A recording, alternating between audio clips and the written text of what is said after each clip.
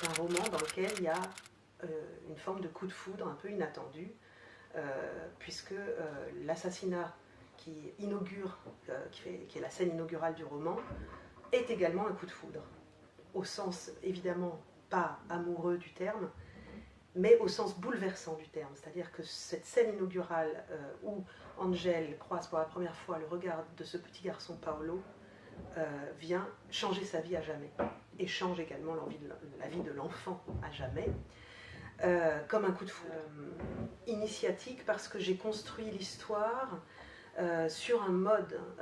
de récit qui pour moi est vraiment le récit initiatique, pratiquement un peu comme une fable. Donc il y a d'abord très peu de personnages, on est dans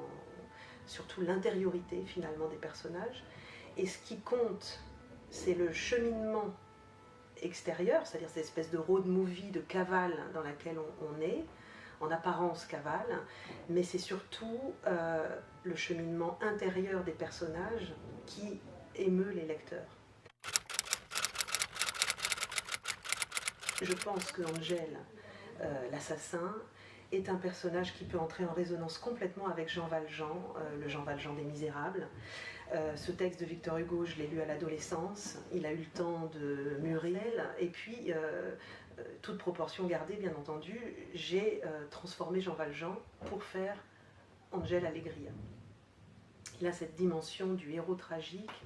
de cette brute épaisse au départ, qui va devenir un homme bon, on pourrait dire.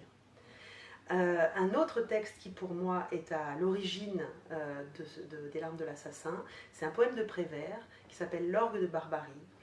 Et L'orgue de Barbarie de Prévert met en scène un assassin et une petite fille.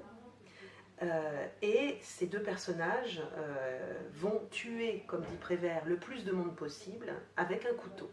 Encore un autre auteur, mais qui n'est pas français, qu'on peut mettre en lien avec Les larmes de l'assassin, et là c'est un auteur chilien bien entendu, qui est à l'origine de façon plus consciente de mon écriture, et qui est Pablo Neruda, ce grand poète chilien, dont je lisais la poésie beaucoup à l'adolescence, et qui est cité dans le texte des larmes de l'assassin à travers la bouche du bûcheron Ricardo, et qui pour moi vraiment est sous-jacent à toute l'écriture.